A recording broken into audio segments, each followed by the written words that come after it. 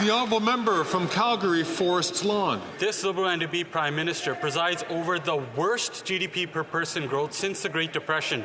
And it's no surprise. His high taxes and woke policies like carbon tax scams, job-killing capital gains tax hike, and oil and gas cap have made Canadians poorer. In fact, U.S. GDP grew 2.8% as Canadians' GDP per person declined for 2 years, driving out business, investment, and jobs.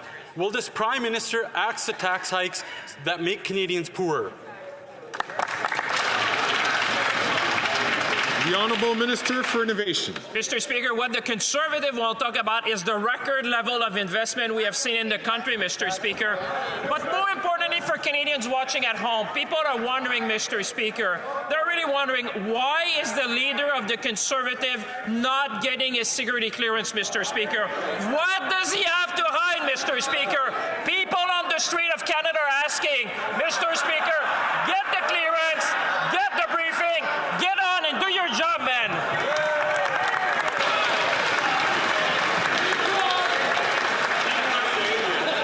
The honourable member from Calgary, Forest Lawn. We're talking about the Canadians. They're starving and they want to make personal attacks on the Conservative leader. These economic arsonists will do anything to deflect away from their failed record. Canadian workers are $22,000 poorer than U.S. workers. If Canada had just kept pace with the U.S. over the last 2 years, Canadian workers would have $6,200 more every year. And now Canada is poorer than Alabama. Why don't these economic arsonists call a carbon tax election so Canadian workers can finally fire them?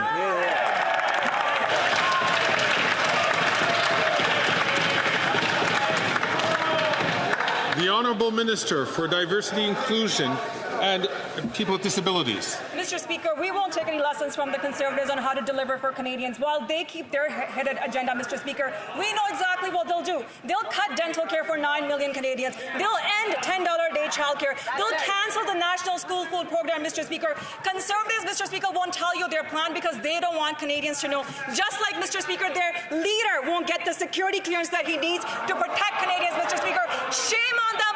What are they hiding?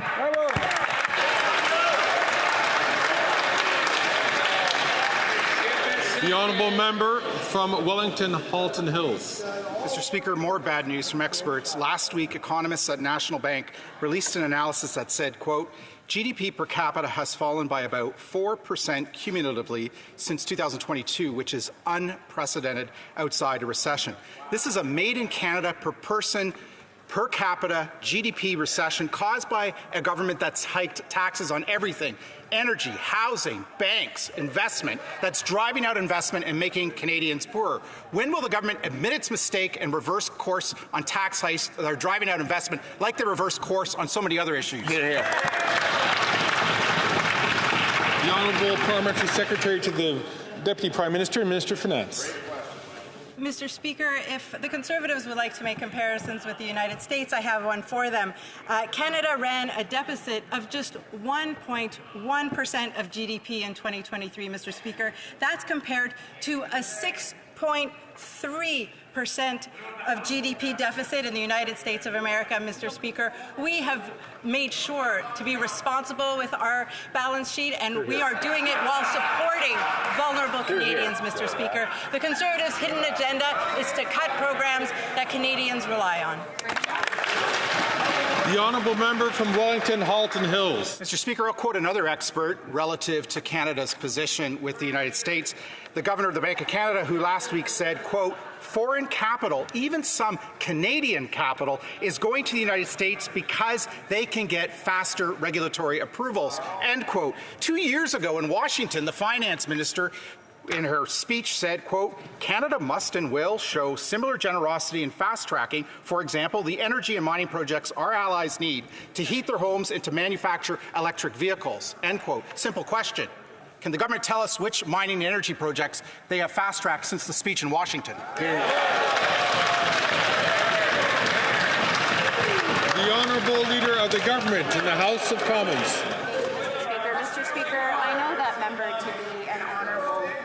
I'm going to ask the honourable member from South St. Margaret's, please, to not take the floor unless recognized by the chair. The honourable member.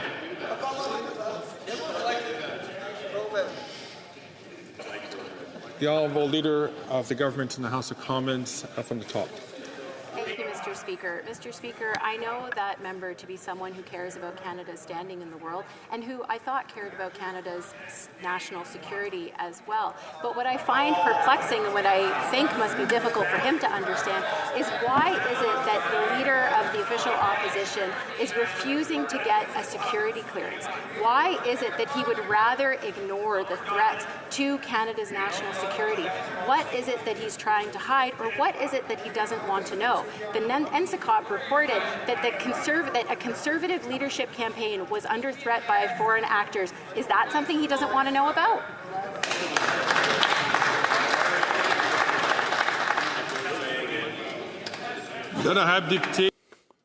The honourable member for Charlebourg-Haute-Saint-Charles.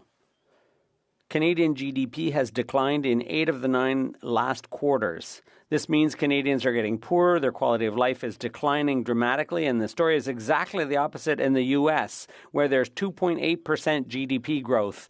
Canadians are facing a recession caused by the Prime Minister's increases in carbon tax, housing tax, and capital gains tax. I know it's hard for the Prime Minister to understand the poverty of Canadians because he's never been in need himself, but can he show some compassion by eliminating his taxes? The Honourable Minister. Canadians have enjoyed record investments. Take Honda, for example, the largest investment in their history, $19 billion Honda has invested.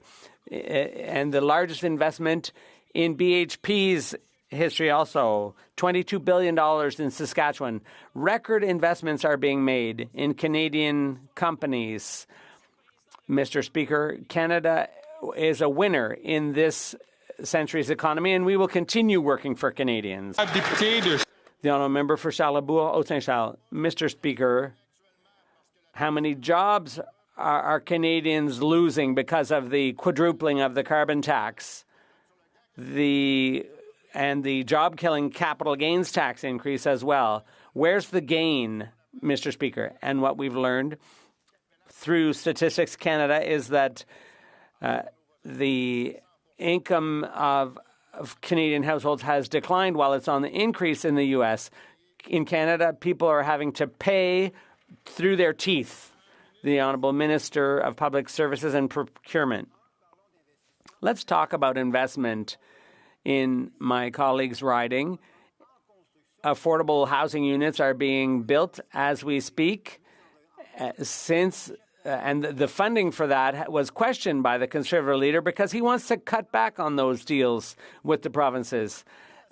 Would he ask the Conservative leader, who's sitting just 4 seats over for him, if he could get his security clearance so that he can protect all Conservative members against foreign interference?